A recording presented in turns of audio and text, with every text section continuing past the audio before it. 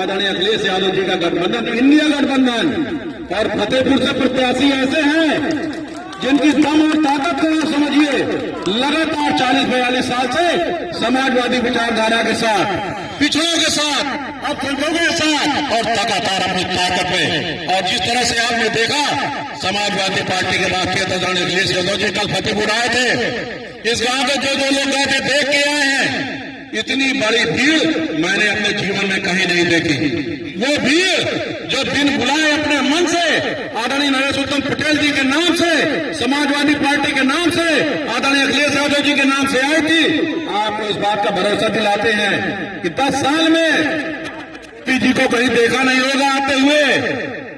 किसी को देखा हो तो बताइए, लेकिन हमारे नरेश उत्तम जी ऐसे नेता हैं कि कभी भी आप याद करोगे आपके भी पूरी ताकत और दम के साथ आने का काम करेंगे। इसलिए आपसे निवेदन कर रहे हैं, देखिए क्षेत्र बहुत बड़ा है और क्षेत्र बड़ा होने के कारण ये दुर्भाग्य है कि हमारा प्रत्याशी सब जगह पहुंच नहीं पा रहा है। इसलिए आप सबसे निवेदन करने आए हैं, आप लोग बताइए कि नरेश उत्तम पटेल बनकर कौन कौन व्यक्ति यहाँ पर चुनाव लड़ेगा, क्योंकि आज के बाद हो सकता है 3 दिन बचे हैं। इसलिए आपसे निवेदन करने आए हैं कि नरेश उत्तम पटेल बनकर अगर चुनाव लड़ना चाहते हैं तो जरा हाथ उठाकर समर्थन दे दीजिए, क्योंकि आज के बाद हो सकता है प्रत्याशी 20 तारीख के बाद, 20 तारीख तक आपकी जिम्मेदारी और 20 तारीख के बाद हमारे प्रत्याशी आदरणीय नरेश उत्तम पटेल जी की, क्योंकि ये फतेहपुर जिले में ही रहने वाले हैं। और आप जानते हैं कि अपने घर द्वार का व्यक्ति होता है तो उसको हमदर्दी होती है, तो वो बाहर की रहने वाली है।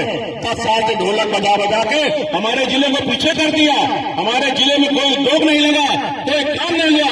इसलिए आपसे निवेदन करने आए हैं कि आदरणीय नरेश उत्तम पटेल जी आए हैं, इनको आशीर्वाद दीजिए, इनकी मदद करिए। बहुत ही विनम्र, बहुत ही बदमाशी और बहुत ही समझदार व्यक्ति हैं। आप तो हमेशा काम के मामले में मजबूती से काम करेंगे। जितने गांव के लोग आए हैं सबको प्रणाम करते हुए अपनी बात समाप्त करता हूँ। जय हिंद, जय समाजवाद, आदरणीय नरेश उत्तम पटेल, नरेश उत्तम पटेल जिंदाबाद। योगी आदित्यनाथ का कल एक बयान आया है, उन्होंने कहा है कि इंडिया गठबंधन को वोट देना पाप का भागीदार। जब पाप पुण्य पर वो आए हैं राजनीति में, वो पापे पुण्य तो बता करके जनता को ठग लेते हैं। भाषा जिस तरीके की माननीय मुख्यमंत्री जी की है, यही घमंड ले डूबेगा उनको। क्या लग रहा है कितनी सीटें लेके आएंगे? प्रधानमंत्री के चेहरे सब मेंबर पार्लियामेंट तय करते हैं। लोकतंत्र का ये नियम है, लोकतंत्र का ये नियम है कि जो निर्वाचित माननीय सदस्यगण होते हैं वो चुनते हैं कि कौन हमारा प्रधानमंत्री होगा, कौन हमारे स्पीकर होंगे। ये सब तय करते हैं लोकसभा के सदस्य। और समाजवादी पार्टी के नेता अखिलेश यादव सबसे बड़ी ताकत के रूप में इस देश में उभरे हैं।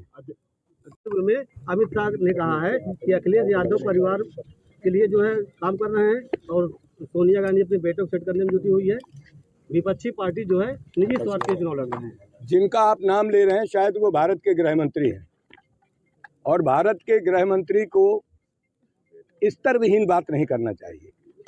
समाजवादी परिवार का मैं हूँ, मैं नरेश उत्तम पटेल पिछले 45 वर्ष से समाजवादी परिवार में हूँ। समाजवादी परिवार लगातार भारत में बढ़ रहा है, इससे घबराहट है उनको, और घबराहट की वजह से वो इस तरीके की बात करते हैं। भारत की लोकसभा का गृह मंत्री या भारत का प्रधानमंत्री या प्रदेश के मुख्यमंत्री या देश के जो भी शीर्षस्थ नेता हैं, उनको कम से कम नैतिक मूल्यों का ध्यान रखना चाहिए और लोकतंत्र की मजबूती के लिए काम करना चाहिए। समाज में विस्फमन करने से लोकतंत्र मजबूत नहीं होता है। इसीलिए जनता इनसे नाराज है और आने वाले समय में इंडिया गठबंधन की सरकार माननीय अखिलेश यादव जी बनाएंगे।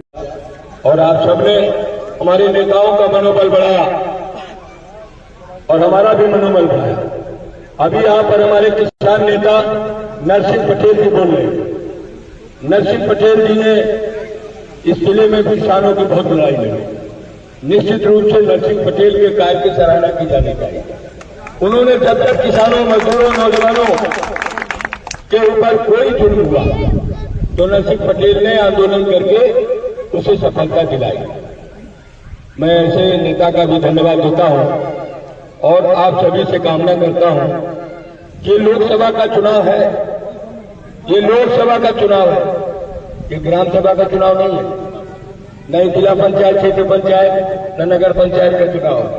वो लोकसभा, जिस लोकसभा में डॉक्टर अशोक पटेल जी 2 बार रहे, 2 बार देश के विभिन्न भाषा बोलने वाले लोग, भारत में कितनी भाषाएं बोली जाती है, हिंदी, अंग्रेजी, संस्कृत, फारसी, कन्नड़, मलयालम, उड़िया, तमाम भाषाएं, बंगाली, ये भाषाएं बोली जाती हैं।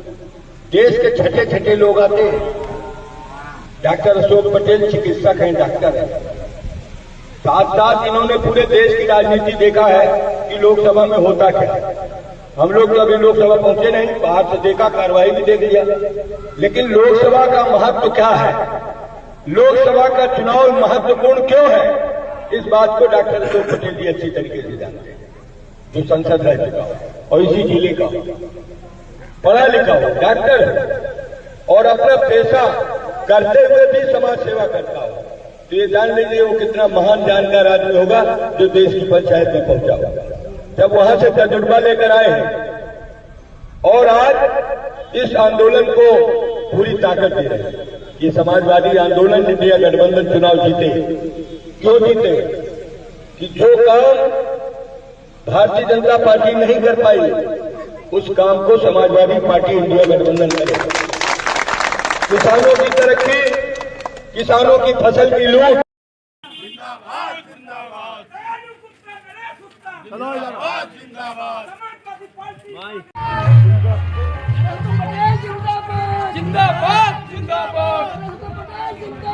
जिंदाबाद जिंदाबाद जिंदाबाद जिंदाबाद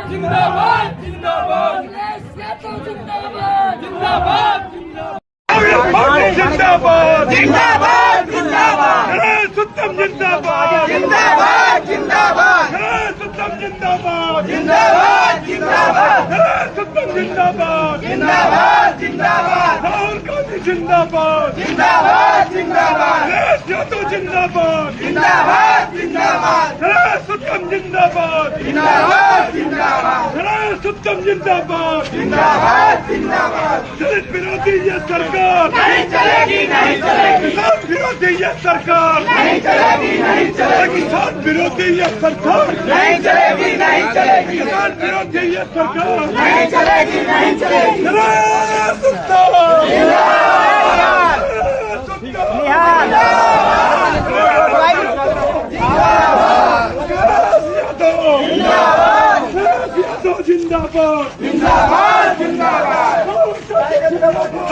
जिंदाबाद जिंदाबाद यादव जिंदाबाद जिंदाबाद जिंदाबाद तुम्हारी कहाँ चलेगी, तुम्हारी कहाँ चलेगी, तुम्हारे खाने में जिंदाबाद जिंदाबाद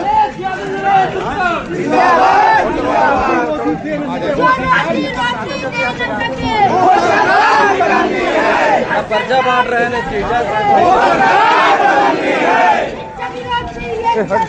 नहीं चलेगी, नहीं चलेगी, नहीं चलेगी, विरोधी ये सरकार नहीं चलेगी, नहीं चलेगी। जिंदाबाद जिंदाबाद जिंदाबाद जिंदाबाद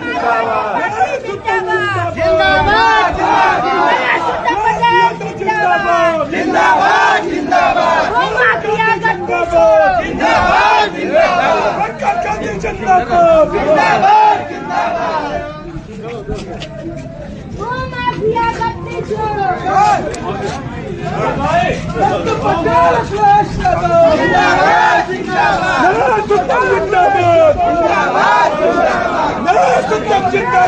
जिंदाबाद